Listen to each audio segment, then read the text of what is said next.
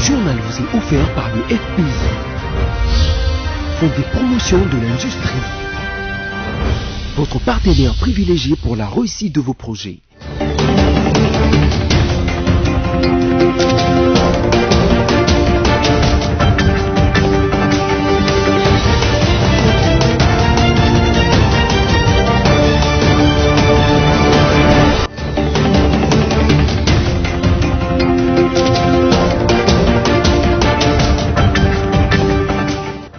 C'est l'heure de vous informer tout de suite les titres de l'actualité de ces journaux. Crise politique au Mali, le président de l'Union africaine Félix-Antoine Tshisekedi exige la libération immédiate des dirigeants de la transition arrêtés par les militaires.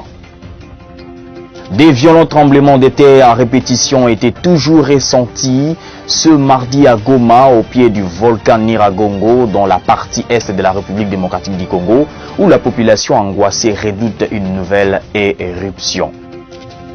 Le Fonds de promotion de l'industrie et des investisseurs égyptiens des Wadi Group ont organisé à Kinshasa un atelier de représentation des activités de cette entreprise égyptienne spécialisée dans l'industrie avicole et la production de l'huile d'olive. Après les titres, place au développement. Mesdames et messieurs, bienvenue.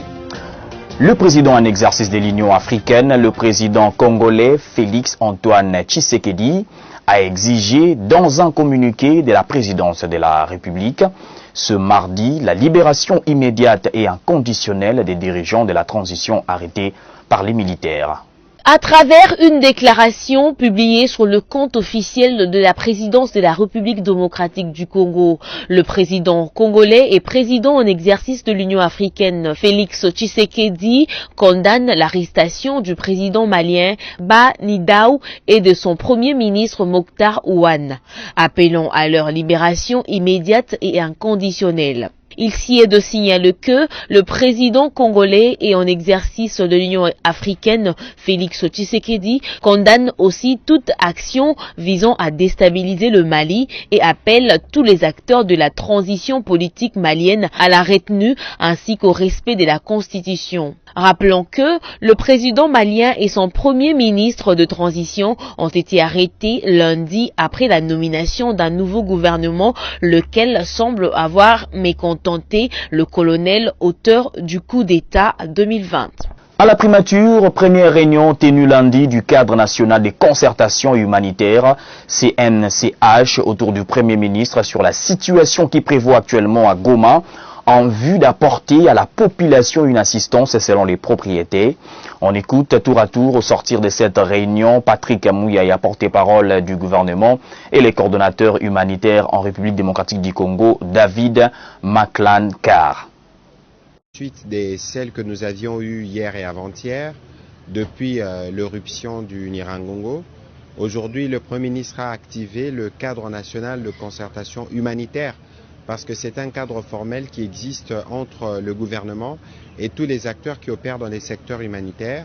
Donc on a eu l'occasion de brosser les tableaux de la situation, voir dans quelle mesure un certain nombre de facilités ou des choses pourront être faites pour leur permettre, aux côtés du gouvernement congolais, d'intervenir en faveur de populations qui sont touchées pour le moment dans le Nord Kivu. Voilà en substance le contenu de cette réunion qui est la première d'une série parce qu'il y a le travail concret qui doit suivre et qui doit se faire sur terrain. Les dispositions concrètes, nous dépendons des autorités de l'aviation civile parce que l'aéroport a été fermé, parce que c'était dans la zone pratiquement qui a été touchée, parce que la lave s'est arrêtée à 1200 mètres de l'aéroport, c'était pas très loin. Dès que les conditions météorologiques et climatiques le permettront, les avions pourront atterrir. Aujourd'hui déjà, il y a une autorisation qui a été donnée pour l'aéroport de Kavumu. On espère que dans les jours qui viennent, ça le sera pour Goma, pour permettre à l'assistance humanitaire d'atteindre nos populations. Je suis venu avec une équipe de notre équipe humanitaire du pays ce soir pour une rencontre très importante avec son Excellence le Premier ministre et son cabinet. En tant que coordinateur humanitaire, nous sommes venus pour évaluer ensemble avec le gouvernement les besoins humanitaires à la suite de l'éruption du volcan Nyiragongo à Goma et les effets qui l'éruption a eu pour la population à Goma. Nous avons parlé aussi comme des besoins prioritaires pour l'abri, assainissement, aussi pour les populations déplacées et aussi pour la destruction des écoles. Tous les besoins qu'ont la population là-bas. On a parlé aussi comme de la nécessité de restaurer comme les liens entre la ville de Goma et Rutshuru parce que la lave a bloqué la route et la nourriture ne peut pas comme arriver dans la ville. On a parlé aussi comme des besoins de la population pour l'assainissement, le danger d'avoir une flambée de choléra qui existe dans la zone. Alors, plusieurs choses. Pour nous, la communauté humanitaire, une priorité maintenant, c'est la réouverture de l'aéroport de Goma pour que nous puissions livrer l'assistance de Kinshasa à Goma. 3 jours maintenant après l'entrée en éruption du Nyiragongo, des violents tremblements de terre à répétition continuent à secouer Goma. Un immeuble s'est d'ailleurs partiellement effondré ce mardi 25 mai matin. Une fissure large de quelques centimètres mais longue de plusieurs centaines de mètres a fondu les sols dans l'ouest de la ville de Goma. Un climat de panique continue de régner sur place. Nous y reviendrons dans nos prochaines éditions. Après l'éruption volcanique du Nyiragongo à Goma, début des travaux d'ouverture du passage sur les tronçons détruits par la coulée des laves à Kibati ce 25 mai. Reportage dans cet élément de la presse locale.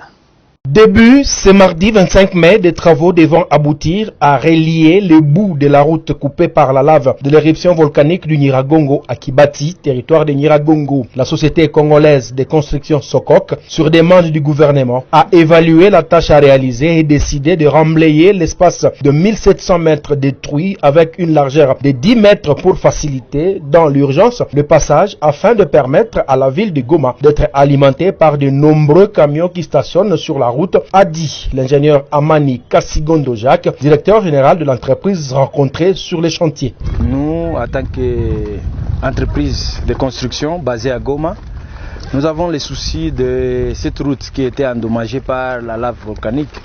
Raison pour laquelle nous sommes ici sur demande des autorités provinciales. Ils nous ont confié cette tâche de chercher comment ou réouvrir cette route qui est enclavée par la lave. Ok, ce qui sera fait pour l'instant, ça ne sera pas vraiment, on ne saura pas décaper cette couche, mais on va prendre la scorie volcanique qu'on va recharger au-dessus de cette couche pour permettre d'abord, premièrement, d'évacuer plus de 150 camions qui se trouvent de l'autre côté, de Rutshuru, de traverser et arriver à Goma, parce qu'il y a beaucoup de trucs qui sont bloqués, notamment de l'eau, la nourriture, les haricots sont bloqués de l'autre côté. Raison de notre mission ici. Si vous constatez au niveau des Mounigi, il y a nos camions qui sont en train de charger la scorie volcanique qui vont amener ici et nous commençons les rechargements. Durant ces travaux, une main-d'œuvre locale sera recrutée et des mécanismes de sécurisation du passage sont déjà envisagés. En attendant la fin des travaux qui sont annoncés dans les heures qui suivent, les populations qui vivent à Kibumba, à Rutshuru et dans la partie nord de la ville de Goma continue de traverser la coulée du 22 mai 2021 au niveau de Kibati, non loin de Kilimanyoka. À quelques mètres de là où nous sommes, ils sont en train de prendre des nouvelles voitures, des nouveaux camions pour continuer leur chemin vers Butembo, vers Kirumba, vers Kibumba, pourquoi pas sur l'ensemble de la province orientale, l'ex-province orientale. Ici, la lave est en train de sécher.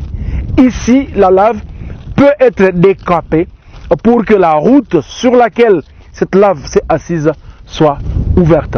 Kisubi Lumpu James, Amani Rutale, Laurent Nyangetaki, Emmanuel Balolebwami et Touver Wundi ont fait les déplacements ce 25 mai 2021. En plus de la dimension, les dimensions humanitaires et sociales doivent être prises en compte en ce moment de l'état de siège en Ituri. Tel est le souhait de la conseillère politique de l'ambassade de Suède en République démocratique du Congo. Les vœux émus au cours d'échanges ce mardi à Bunia avec le lieutenant Luboya. Entouré de son vice-gouverneur et le membre de son cabinet, le gouverneur militaire de l'Ituri a échangé avec la délégation de l'ambassade de Suède en RDC, conduite par Maltid Sweden, conseillère politique de cette ambassade. Le respect des droits humains, du droit international humanitaire et de règles d'engagement en période de l'état de siège ont été au cœur de la rencontre entre le lieutenant-général Luboya Kashamadjoni et son hôte de marque, Maltid. Nos focus sont notamment droits humains, égalité de genre, etc. et aussi les actions humanitaires. Il a mentionné l'importance de suivre les règles d'engagement, des comportements, ce qui est très important, et aussi la proportionnalité dans toute opération. C'est très important pour tout le monde, les groupes armés, les autorités, chaque acteur partout dans le monde, de toujours suivre le droit international, surtout concernant les droits humains et le droit international humanitaire. Pour le lieutenant-général Luboya, gouverneur militaire de l'Ituri, des instructions claires et précises ont été données par le président de la République, chef de l'État et commandant suprême des forces armées pour l'observance stricte et sans faille, non seulement de principes de droits humains, du droit international humanitaire et de règles d'engagement pendant l'état de siège, mais aussi et surtout la protection des populations et leurs biens, ainsi que la lutte sans merci contre le milice en vue de l'instauration de la paix, la sécurité et de l'autorité de l'État dans l'ensemble de la province de l'Ituri. Parmi les clés de réussite se trouvent la discipline, le professionnalisme de militaires et de policiers dans la conduite des opérations, a souligné le lieutenant-général Luboya Kashamadjoni. Dans un autre sujet, le vice-ministre du Plan, Crispin Mbadou, a réceptionné le lundi 8000 tonnes de riz, dont du Japon. La cérémonie de réception de ces dons d'une valeur de 4,7 millions de dollars américains a été organisée dans les installations portuaires de la Société commerciale des transports et des ports. On écoute à ce sujet le vice-ministre du Plan dans ses propos recueillis. Structurel entre la République démocratique du Congo et le Japon, en commençant notamment par la reprise de l'octroi, comme par le passé à notre pays, de l'aide alimentaire de dons en riz destinée exclusivement à la vente par le ministère du Plan, afin de constituer pour le financement de micro-projets de développement communautaire prioritaires. C'est ainsi qu'en date du 13 décembre 2019, au ministère des Affaires étrangères, il a été procédé à la signature de l'accord de dons, appelé échange de notes, des montants de 500 millions de yens, environ 4 700 000 dollars américains, pour l'acquisition de 7 994 tonnes métriques de riz, dont le navire a accosté ici, au port de Matadi, avant-hier dans la soirée. Dans ce protocole d'accord de dons, le gouvernement congolais s'est engagé, comme les années antérieures, à exonérer ces riz et à prendre en charge tous les autres frais pour les déchargements rapides et la livraison du riz aux opérateurs économiques du secteur retenu ayant rempli les critères de sélection. Nous sommes très contents de constater aujourd'hui que pour la première fois, le gouvernement congolais, par l'intermédiaire, avec le leadership du Premier ministre, le ministère des Plans a honoré ses engagements en ce qui concerne les frais. Je pense que c'est une première, le directeur pourrait me compléter là-dessus. Alors, vraiment, félicitations. Lors de l'audience que son Excellence, Monsieur le ministre d'État, ministre du Plan, Monsieur Christian Mwando Simba Kabulo, et moi-même avions accordé à Monsieur l'ambassadeur du Japon en RDC le mercredi 12 mai à notre cabinet, nous avions rassuré la coopération japonaise que toutes les dispositions avaient... Je le disais en titre, les gouvernements, à travers le ministre de l'Industrie, veut promouvoir les secteurs avicoles en République démocratique du Congo. Dans cette optique, que les fonds de promotion de l'industrie et des investisseurs égyptiens de Wadi Group ont organisé lundi à Kinshasa un atelier de présentation des activités de cette entreprise égyptienne spécialisée dans l'industrie avicole et la production de l'huile d'olive. Reportage. Il s'est tenu ce lundi 24 mai 2021 à Kinshasa, l'atelier de présentation des activités de l'entreprise égyptienne Wadi Group spécialisée dans l'industrie avicole et la production de l'huile d'olive. Des assises organisées à l'initiative du Fonds de promotion de l'industrie FPI et présidées par le ministre de la Pêche et de l'Élevage, Adrien Bokele. Au nom du gouvernement congolais, le ministre Adrien Bokele a tenu tout d'abord à saluer le partenariat existant entre le FPI et les entreprises égyptiennes sous la facilitation des Egyptian African Arab Consortium for Development IGAD en vue de matérialiser la vision du développement sud-sud entre la République démocratique du Congo et l'Égypte. Wadi Group est en RDC pour mener les études de faisabilité pour une structuration du secteur avicole. Ainsi dit, les activités à entreprendre dans le cadre de ce partenariat vont concerner le renforcement des maillages de l'économie nationale en vue de son intégration et sa résilience au choc externe. Nous serons ensemble. Nous allons les accompagner. Nous allons faire ce que nous devons faire pour que finalement, en tout cas, ces projets voient le jour et que les dividendes soient perçus non seulement par nous, mais aussi par la population tout entière. Tony Freiji est le président exécutif de Wadi Group. L'objectif, en tout cas, de notre visite ici, de notre mission, mais surtout aussi de la réunion que nous avons eue ici, c'était pour venir aider, en tout cas, la République démocratique du Congo, d'essayer de commencer ce secteur de la volaille, mais de commencer ça sur des vrais fondements durables. En tout cas, nous partageons la même vision que le FPI, où nous disons que la RDC a tout ce qu'il faut pour être vraiment le moteur de développement, même dans le secteur de la volaille en Afrique. Et Wadi est vraiment disposé et nous sommes prêts à aider la RDC à atteindre ses objectifs. L'atelier a connu la participation de plusieurs ministères et autres institutions du pays. L'objectif a été de sensibiliser les uns et les autres sur le rôle de chacun en vue de faciliter la matérialisation de ce projet à grand impact socio-économique. D'où cet appel de sensibilisation lancé par le directeur général du FPI, Patrice Kitebi. Là, on s'engage véritablement, comme le souhaite notre chef de l'État, qui est le président de l'Union africaine.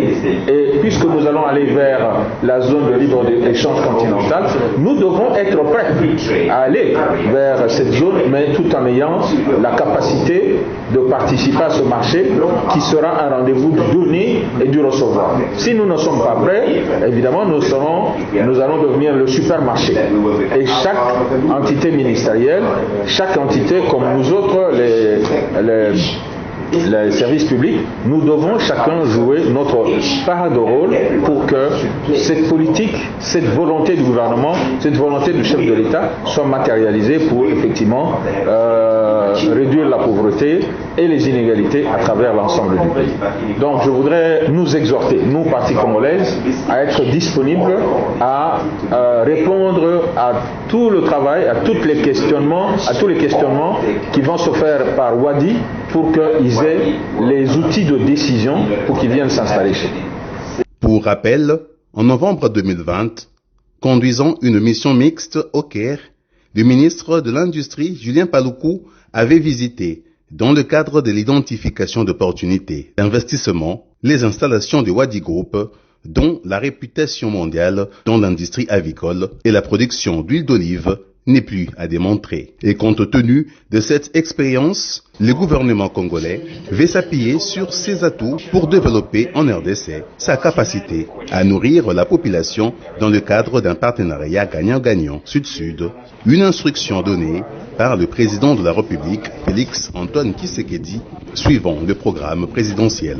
accéléré de lutte contre la pauvreté et les inégalités.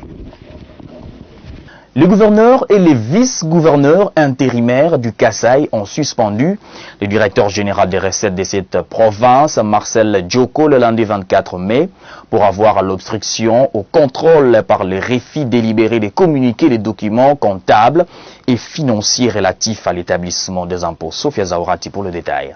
Le directeur général de la régie financière de la province du Kasaï, Marcel Djoko, est suspendu de ses fonctions le lundi 24 mai pour les refus d'obtempérer à la résolution de l'Assemblée provinciale qui a décidé d'orienter toutes les recettes à BCC, contrairement au comportement de l'intéressé qui continue à ordonner l'encaissement des recettes afin des découvertes des indices sérieux, des complicités dans la minoration des recettes, des hydrocarbures et des produits de consommation locale. Cette décision était prise par le vice-gouverneur et gouverneur intérimaire du Kasaï, Gaston Koleti-Mwanga. Le gouverneur intérimaire a ouvert une action disciplinaire à charge du DG Marcel Djoko qui a 5 jours pour présenter ses moyens de justification écrite. Signalons que le directeur général adjoint chargé de l'administration, Samuel Lubati, est désigné pour assurer l'intérim à la tête de cette régie financière. En sport, l'ASV Club s'est imposé le lundi 24 mai face à Sangabalende au stade Kachala Bonzola, en match comptant pour la 28e journée de la Vodacom Ligue 1. L'unique but est l'œuvre de Fiston Kalala Mayele. Les Verts et Noirs de Kinshasa ont montré un très beau visage lors de ce match. Celui d'une équipe qui ne veut rien lâcher en termes de points et qui tient à garder sa place du leader jusqu'à la fin. Ainsi, ils ont fait l'essentiel en arrachant le point grâce à Fiston Kalala Mayele qui a marqué l'unique but de cette explication à la 25e minute. Attention avec cette rémise à la bout de peut-être le but. Attention. Par cette inscription, il marque le 12e but de la saison qui fait de lui meilleur buteur de la compétition. Toutefois, les hommes du coach Florent Ibenge ont réussi à contrôler les matchs en privant les hommes du coach Donda Mopao de faire la différence sur leur pelouse. Une victoire qui réconforte les Dauphins noirs à leur première place, alors que cette défaite n'aura pas véritablement de conséquences pour les Angessins des Mujimai à 2 matchs de la fin de la saison. Ce succès permet avec le club de commencer à se rassurer du titre avec 67 points. Avec maintenant 67 points, Sangabalende par contre reste en 5e place avec 44 points. Les Quinois vont recevoir Lupopo le jeudi 27 mai et en cas d'une victoire, le titre sera définitivement. Le poursuivant direct de l'ASV Club, le tout-puissant Mazembe, devra clôturer ses championnats contre Maniema Union à Kindu et Renaissance à Lubumbashi. On écoute à présent la réaction de Jean-Florent Ibenge, coach de l'ASV Club, après sa victoire face à Sangabalende, dans ses propos recueillis. Une grande satisfaction, hein. Donc on l'a dit, à chaque match il faut chercher des points. À défaut de ne pas prendre les points, il ne faut pas le perdre. Aujourd'hui je pense qu'on a maîtrisé le match du début à la fin. Donc je suis très satisfait, je crois qu'on a gagné, on l'a mérité, on a produit un jeu, je pense que les spectateurs ont quand même vu que si on est à la tête du championnat, c'est pas usurpé. Oui, à chaque jour ça suffit sa peine.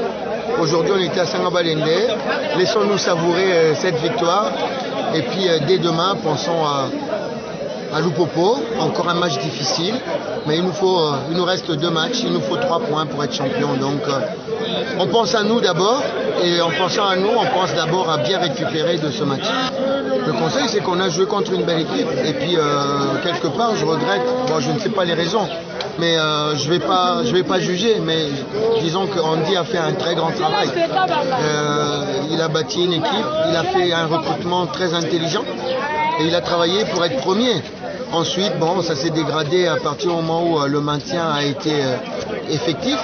Pour quelles raisons, je ne sais pas, j'étais pas là, mais je pense que que ce soit Andy, que ce soit Ndonda, les entraîneurs ont amené les joueurs à un certain niveau. Et je crois qu'il faut, pour l'année prochaine, encore une fois, un grand merci à Sanga Balende d'avoir fait le championnat qu'ils ont fait. Ils ont rendu le championnat à un niveau très élevé. Ils nous ont poussés tous à travailler beaucoup plus. Donc, merci aux dirigeants, merci aux entraîneurs et aux joueurs de Sanga Balende qui ont montré toute leur compétitivité. Tout ce que je leur souhaite, c'est de garder une bonne ossature, de rester calme face à tous ceux qui viennent polluer un petit peu l'équipe parce qu'il y a une seule défaite. Et c'est ce qui guette souvent nos clubs. On n'arrive pas à rester patient. On oublie que l'année dernière... En plus bref, les dossiers de l'Orkanga abordent le dernier virage au niveau de la Confédération africaine de football CAF. C'est donc le sprint final entre la FECOFA et la FEGAFOOT après la confrontation qui a eu lieu le lundi 24 mai par vidéoconférence. Malheureusement, ce verdict a été reporté à un autre jour selon une autre source de la FECOFA qui explique que la FEGAFOOT a sollicité du temps auprès de la commission qui traite cette affaire pour réunir d'autres éléments. Ne nous quittez pas, la revue de presse, c'est dans un instant.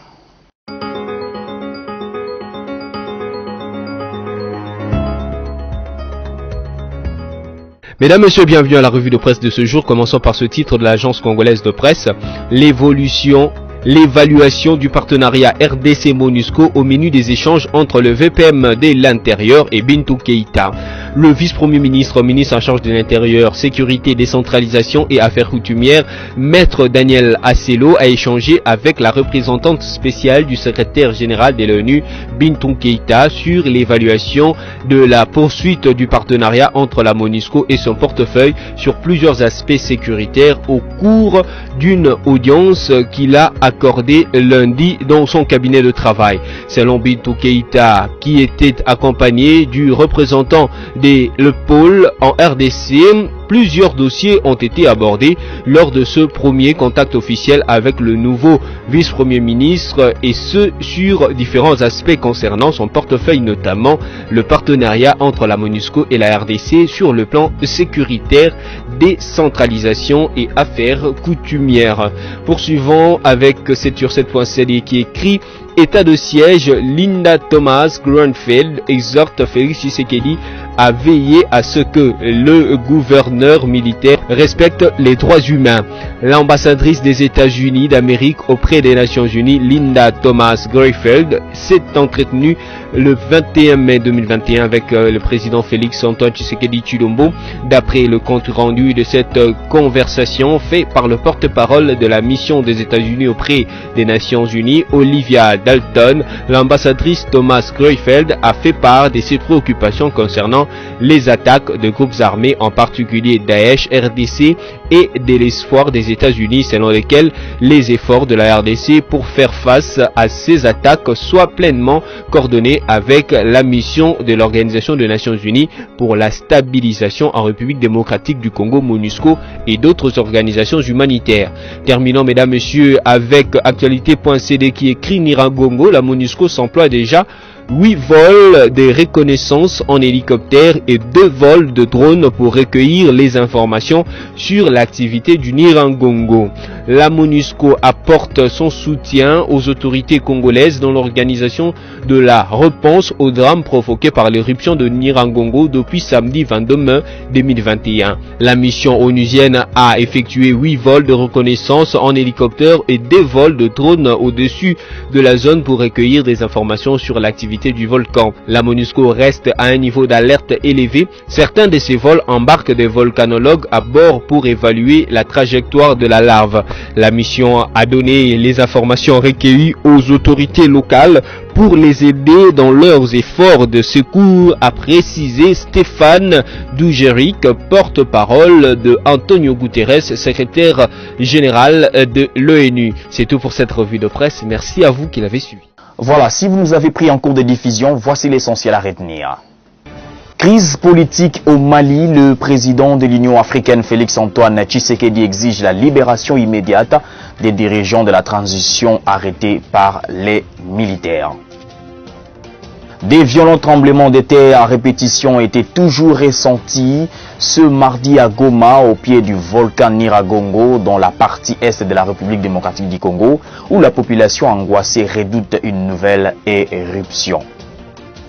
Le Fonds de promotion de l'industrie et des investisseurs égyptiens des Wadi Group ont organisé à Kinshasa un atelier de représentation des activités de cette entreprise égyptienne spécialisée dans l'industrie avicole et la production de l'huile d'olive. Ce journal est terminé. Merci de l'avoir suivi. L'actualité reste en continu sur votre chaîne. Restez avec nous.